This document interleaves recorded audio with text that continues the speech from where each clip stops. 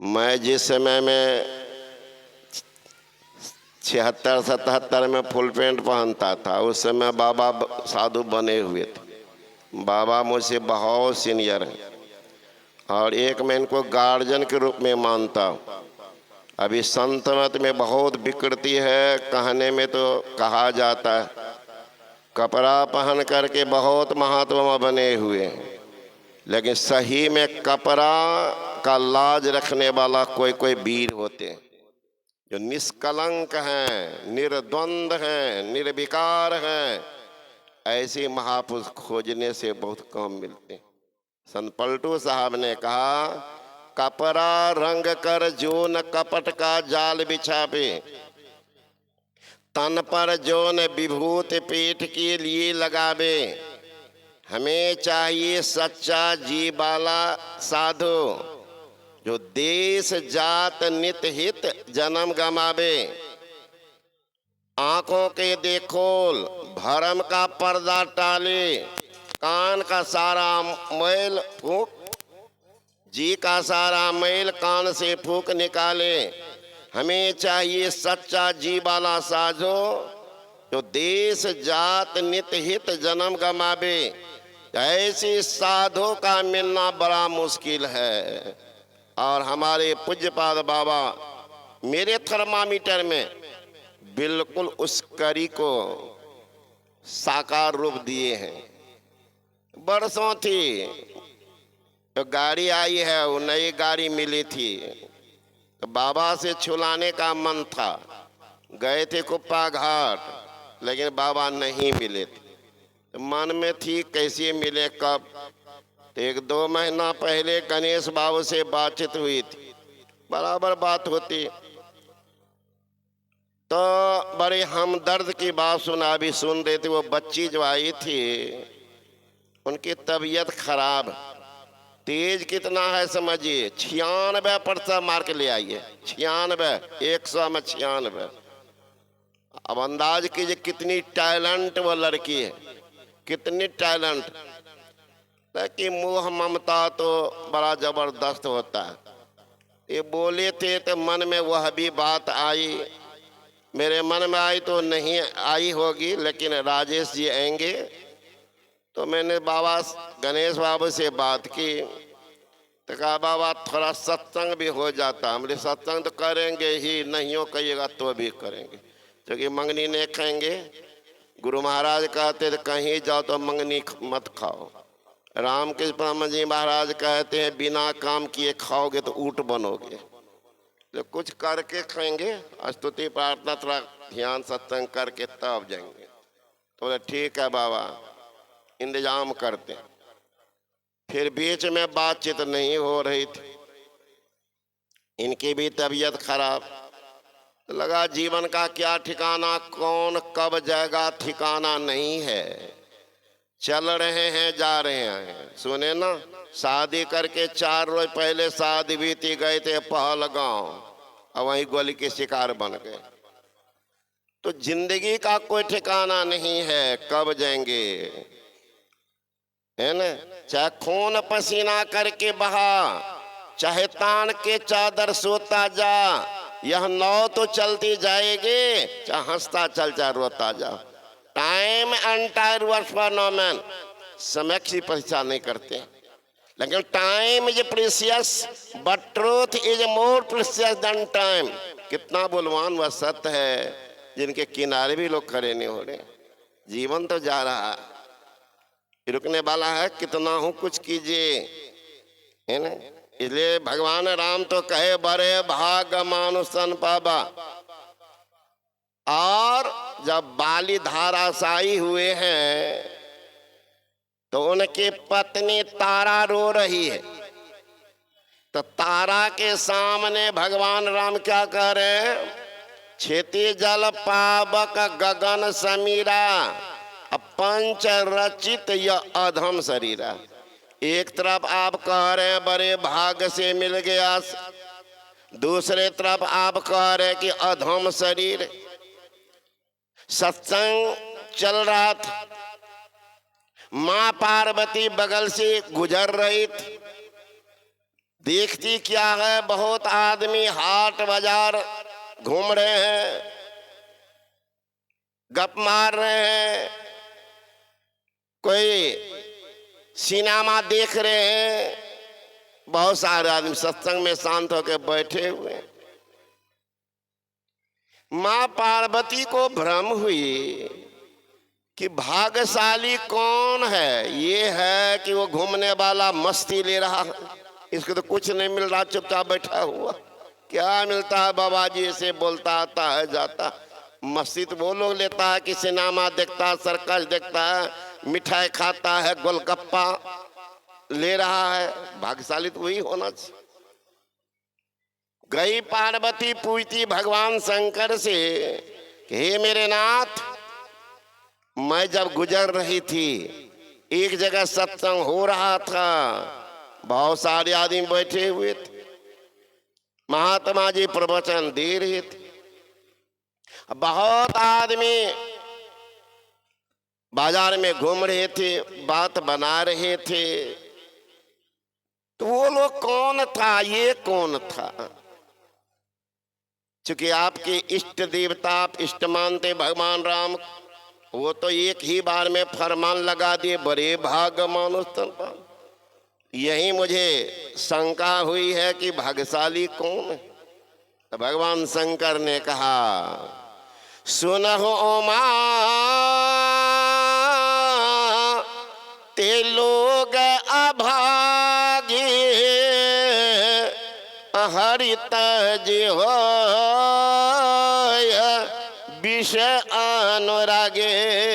हे उमा, वो सब अभागा है जो सत्संग छोड़ करके विषयों में आनंद लेते हैं, वो अभागा है ना। तो उसका जीवन तो नरकवत है। एक नरक जो कहीं अस्थिर है, कहीं पर आ जाता है, जो 7 प्रकार के नरक में अत्तल, वित्तल, सुत्तल, तलातल, महातल, पाताल और रसातल के दक्षिण दिशा में वह स्थान है, वह नरक, वह अबीची नरक। एक नरक है वह चलता फिरता नरक है। चलता फिरता नरक भी होता, कहाँ चलता फिरता नरक? गोस्वामी तुलसीदास महाराज, तो चलता फिरता नरक कौन है? वह कौन है? ते नर नरक रूप जीवत जग, भव भंजन पद विमुख अभागी। वो आदमी नरक बद जीवन गुजार रहा है जो परमात्मा के भजन से विमुख है। ते नर नरक, वो देखने में भी, रूप में भी मानव ही जैसा है, लेकिन वह नरक जीवन गुजार रहा है। ते नर नरक रूप जीवत जग, भव भंजन पद विमुख अभागे। वह अभागा नरक जीवन गुजार रहा है। लोगों ने कहा कि बाबा जी जरा और स्पष्ट कर देते कि अभागा की नरक व जीवन वाले की पहचान क्या है, तो हम लोग पहचान लेते। तो गोस्वामी जी कहते हैं, उनको नहीं सत्संग, उनको सत्संग नहीं चाहिए, भजन नहीं, हरि को, ईश्वर भजन को नहीं चाहिए, श्रवण न राम कथा अनुरागी। वो जहां भी राम की कथा हो, सत्संग होगी, वहां वह भागा नहीं जाएगा, वह भागा नहीं जाएगा वहां। तब कहां जाएगा? खोजेगा क्या? सुत, वित्त, दार, भवन, ममता, निशी और बेटा, पत्नी, संपत्ति, इसी में वह पागल बना हुआ नरक बद जीवन वाला। सुत, वित्त, दार, पत्नी के पीछे पागल, सुत, वित्त, दार, भवन, ममता, निशी। आज वो क्या रहा समाज में, वो नरक वाला जीवन गुजारने वाला। देखिए महालक्ष्मी घर में है माँ, महालक्ष्मी घर में माँ, विष्णु भगवान की समान पिता घर में मौजूद है। जब तक शादी नहीं हुई थी अभागा की, माँ में अवगुण नहीं दिखा, बाप में अवगुण नहीं दिखा। अब वह स्वर्ग से आई देवियां, सारा अवगुण माँ में घुस गया। माँ को लेकर के दौड़ता है कन्या के कारण माँ से झगड़ा करने, नरकबा जीवन वाला है। सारा अवगुण मैये में है, बापे में है। कन्या डायरेक्ट स्वर्ग लोक से आई है, को अवगुण इसमें नहीं, वो नरकबत वाला। तो उनको पत्नी चाहिए सुत वित्तदार, भगवान ममता निशी। मोह ममता में अपने जिंदगी को बर्बाद करता है ना।